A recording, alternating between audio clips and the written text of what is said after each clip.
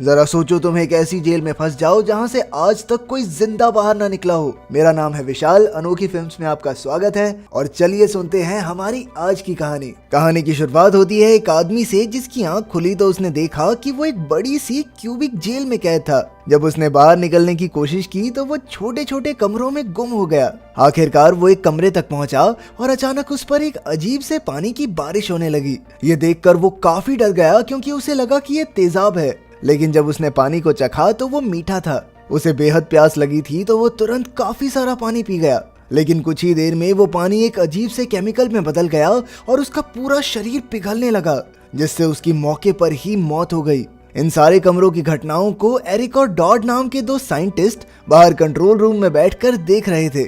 उन दोनों को ये तो पता था कि जो भी आज तक जेल में गया वो जिंदा नहीं लौटा और शायद ये लोग खुद ही अपनी मर्जी से इन एक्सपेरिमेंट्स का हिस्सा बनते हैं, लेकिन वो दोनों भी ये बात नहीं जानते थे कि आखिर उनका बॉस कौन है। इसके बावजूद भी एरिक जेल के अंदर हो रही घटनाओं का सच जानना चाहता था, इसलिए उसने डॉड से इसके बारे में पूछा, लेकिन डॉड ने उसे डांट कर चुप करा दिया। खैर, काम के अलावा वो दोनों अक्सर चेस भी खेलते थे, जिसमें एरिक हमेशा डॉड की चाल पहले ही समझ जाता था। वहाँ उन्हें खाने की जगह सप्लीमेंट्स वाली कुछ गोलियां दी जाती थी। फिर एक दिन उन दोनों को एक टास्क दिया गया। उन्हें कैसेंड्रा नाम की एक लड़की के दिमाग में जाकर उसकी सारी यादें मिटानी थी। जब एरिक उसकी यादों में घुसा तो उसने देखा कि कैसेंड्रा एक जंगल में अपनी बेटी के साथ घूम रही थी, लेकिन अचानक एक नकाबपोश गुंडे ने वहां आकर उन्हें अगवा कर लिया और माँ बेटी दोनों को बेहोशी का इंजेक्शन लगा दिया। लेकिन बेहोश होने से पहले कैसेंड्रा उसका नकाब हटाने में कामयाब रही और उसने देखा कि गुंडे के माथे पर एक क्यूब का टैटू बना हुआ था। फिर कुछ समय बाद जब उसकी आंख खुली तो उसने देखा कि वो उसी क्यूब की शेप वाली जेल में कैद थी। उसने मदद के लिए काफी आवाजें लगाई, लेकिन कोई फायदा नहीं हुआ। अब उसे एहसास हुआ कि अपनी जान बचाना उसी के हाथ में है, इसलिए उसने आसपास बाहर निकलने का रास्ता ढूंढना शुरू कर दिया। फिर किसी तरह वो साथ के कमरे में पहुंची, लेकिन वहां मौजूद रॉबर्ट नाम के आदमी ने उसे अचानक जमीन पर गिरा दिया। अब वो उसका गला घोंटने ही वाला था कि उसे पता चला कि कैसेंड्रा भी उसी की तरह वहां एक कैदी है। इसके बाद उसकी मुलाकात जेलिको, मेयरहोल्ड और बार्डोक नाम के 3 और कैदियों से हुई। वो सब यहाँ करीब 3 हफ्तों से कैद थे। तब हम देखते हैं कि रॉबर्ट के माथे पर वही टैटू था जो कैसेंड्रा के किडनैपर के माथे पर था, लेकिन उन सब की याददाश्त मिटा दी गई थी, इसलिए उन्हें अपने बारे में कुछ भी याद नहीं था। खैर, अब उन सब ने मिलकर यहाँ से बाहर निकलने का रास्ता ढूंढना शुरू कर दिया। सबसे पहले बार्टोक ने एक कमरे में अपना जूता फेंक कर देखा कि कहीं कोई खतरा तो नहीं, पर जब जूते को कुछ नहीं हुआ तो वो चुपचाप कमरे के अंदर घुस आया। लेकिन उसी वक्त पूरा कमरा तेज धार धागों से भर गया और इन्हीं धागों ने बार्टोक को जकड़कर उसके शरीर को कई हिस्सों में काट दिया, जिससे उसे एक बेहद दर्दनाक मौत मिली। ये देखकर उसके बाकी के साथी काफी डर गए थे, लेकिन फिर भी वो आगे बढ़ते रहे। फिर काफी छानबीन के बाद उन्हें समझ आया कि हर एक दरवाजे के बाहर कुछ अक्षर लिखे गए थे। इस पर कैसेंड्रा ने कहा कि इन्हीं अक्षरों के जरिए वो हिसाब लगा सकते हैं कि वो किस कमरे की जांच कर चुके हैं। उसके मुताबिक इस जेल में कुल 26 कमरे होने चाहिए। उधर कंट्रोल रूम में एरिक इस असमंजस में फंसा था कि आखिर इन लोगों को जेल में कैद क्यों किया जाता है। फिर उसने डॉड को एक ऑफर देते हुए कहा कि अगर डॉड उसे जेल की जानकारी दे दे तो वो डॉड को शतरंज के कई सारे दांवपेच सिखा सकता है। ये सुनकर डॉड भी खुश हो गया और उसने बताया कि इस जेल में एक तीसरा रास्ता मौजूद है जहां से बाहर निकला जा सकता है, लेकिन उसने इस बात के अलावा और कुछ भी बताने से साफ इनकार कर दिया। इसके बाद एरिक ने थोड़ी और छानबीन की तो उसे पता चला कि कैसेंड्रा ने तो कभी यहाँ आने के लिए अपनी मंजूरी दी ही नहीं। उसने तुरंत डॉड को बताया कि वो गैर कानूनी तौर पर लोगों को कैद कर रहे हैं, लेकिन डॉड ने फिर भी उस पर कोई ध्यान नहीं दिया। फिर उनकी नजर कैसेंड्रा की एक तस्वीर पर पड़ी, जिससे उन्हें पता चला कि कैसेंड्रा एक नेता थी। इससे ये जाहिर हो गया कि इस जेल में सिर्फ अपराधियों को नहीं बल्कि मासूम लोगों को भी कैद किया जा रहा था। फिर कुछ ही समय बाद उन्हें अपने बॉस का कॉल आया, जिसने उन्हें एक आदमी को जेल से रिहा करने को कहा। असल में ये आदमी ओवन था, जो पहले उन दोनों के साथ ही काम करता था, लेकिन अब वो इस जेल में कैद था। अब उसे रिहा करने के टास्क के लिए डॉड ने एक कमरे में कैमरा और हाँ ना के बटन दे दिए। फिर जैसे ही ओवन जेल के अंत तक पहुंचा तो अचानक कई जंजीरों ने उसे पूरी तरह जकड़ लिया।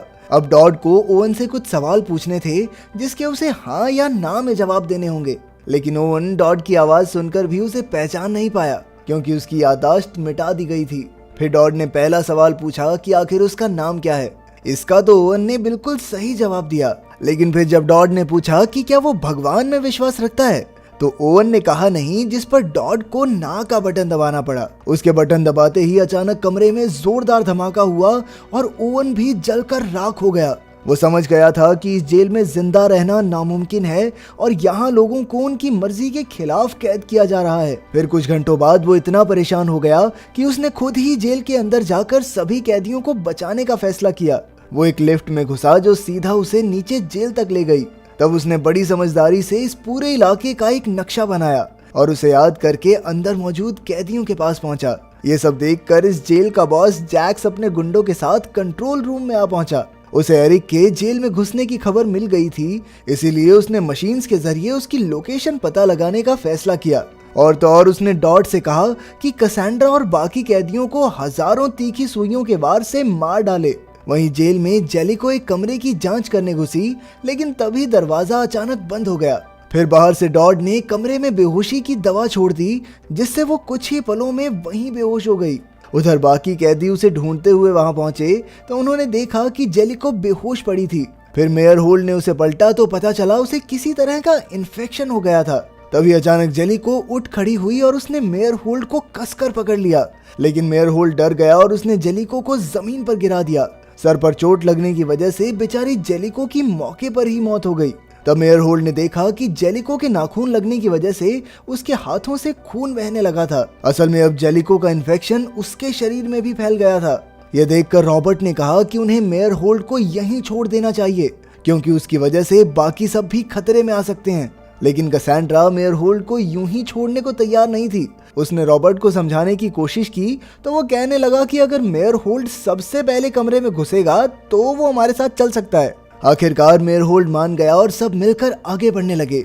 फिर जब मेयर होल्ड नीचे के कमरे में झुककर देख रहा था तो अचानक रॉबर्ट ने उसे धक्का देकर अंदर गिरा दिया। कमरे में गिरते ही मेयर होल्ड को इतनी तेज आवाजें सुनाई गई कि वो कुछ ही पलों में मर गया। ये देखकर कैसेंड्रा को बहुत गुस्सा आया और वो रॉबर्ट से झगड़ा करने लगी।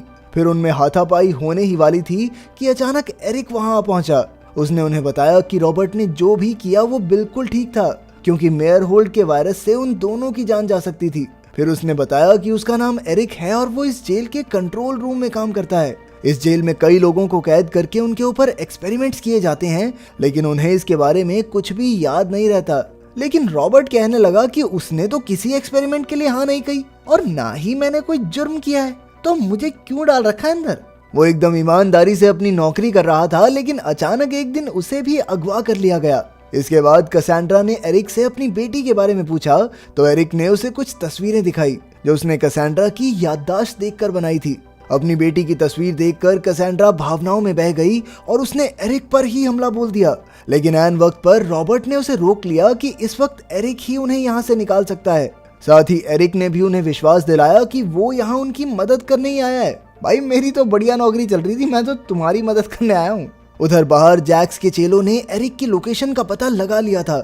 जब जैक्स को इसकी खबर मिली तो उसने सारे कमरों के बाहर लिखे अक्षरों को मिटाने का आदेश दे दिया और तो और उसने सभी कमरों में जानलेवा हमले करने का प्लान बनाया। आखिरकार जब वो तीनों एक ही कमरे में इकट्ठे हो गए तो जैक्स ने कंट्रोल रूम में जाकर उस कमरे की सारी दीवारों में जोरदार बिजली छोड़ दी। लेकिन अचानक से वहां के जनरेटर में आग लग गई, जिससे कंट्रोल रूम का जेल से कनेक्शन टूट गया। असल में इसके पीछे डॉड का हाथ था, क्योंकि उसने जैक्स को छोड़कर अपने दोस्त एरिक का साथ देने का फैसला कर लिया था। जैसे ही लाइट गई तो पूरी जेल का सिस्टम फेल हो गया और अब उनके पास वहां से भागने के लिए सिर्फ 10 मिनट थे। इसके बाद जेल के अंदर एक ऐसी गैस फैल जाएगी जिससे हर एक चीज पिघलने लगेगी। जब एरिक को एहसास हुआ कि डॉड ने ही उसकी मदद की थी तो उसने अपनी घड़ी पर 10 मिनट का टाइमर लगाया और वो तुरंत रॉबर्ट और कैसेंड्रा को लेकर तीसरे दरवाजे की ओर भागा। बाहर जैसे ही जैक्स को डॉड के धोखे का पता चला तो उसने तुरंत उसे बिजली के झटके देकर मौत के घाट उतार दिया। इसके बाद उसने कंट्रोल रूम से रॉबर्ट के शरीर में लगी चिप एक्टिव कर दी, जिससे उसने रॉबर्ट के दिमाग पर काबू पा लिया। अब जैक्स ने रॉबर्ट को अपने ही साथियों को जान से मारने के ऑर्डर दे दिए। ये सुनते ही रॉबर्ट के सर पर तो खून सवार हो गया और उसने एरिक और कैसेंड्रा पर जोरदार हमले बोल दिए। लेकिन एरिक और कैसेंड्रा ने मिलकर उसका सामना किया और कुछ ही पलों में उसे बेहोश कर दिया। फिर जैसे ही वो अगले दरवाजे की ओर बढ़े तो रॉबर्ट ने एक बार फिर उन पर हमला कर दिया। इस बार तो वो एरिक का गला घोंटने ही वाला था कि कैसेंड्रा ने ऐन वक्त पर एक नुकीली चीज उसके सर में घोंप दी अब कुछ ही पलों में सब कुछ पिघलने वाला था और वो दोनों तुरंत बाहर के दरवाजे की ओर भागे। जैसे तैसे वो बाहर निकले तो उन्होंने खुद को एक तालाब में पाया, जिसे पार करके वो एक जंगल में पहुंचे। इत्तेफाक से ये जंगल बिल्कुल कैसेंड्रा की यादों जैसा था, लेकिन बदकिस्मती से जैक्स के गुंडे भी वहां पहुंच गए और उनका पीछा करने लगे। इसी अफरा तफरी में अचानक एरिक को गोली लग गई और गुंडों ने उसे पकड़ लिया, लेकिन उसने हिम्मत नहीं हारी और पूरी जान से लोगों को रोक कर रखा ताकि कैसेंड्रा वहां से भाग सके। आखिरकार जब एरिक की आंख खुली तो वो ऑपरेशन थिएटर में था, जहां जैक्स ने आकर कहा कि एरिक ने उसे खुद पर एक्सपेरिमेंट करने की मंजूरी दे दी है, लेकिन बेचारे एरिक को इस बारे में कुछ भी याद नहीं था। तभी एक डॉक्टर वहां आया और उसने जबरदस्ती एरिक के दिमाग का ऑपरेशन करके उसे पागल बना दिया। लेकिन ऑपरेशन के दौरान एरिक ने कैसेंड्रा का सपना देखा, जहां वो अपनी बेटी से मिलकर उसे एरिक की कहानी सुना रही है।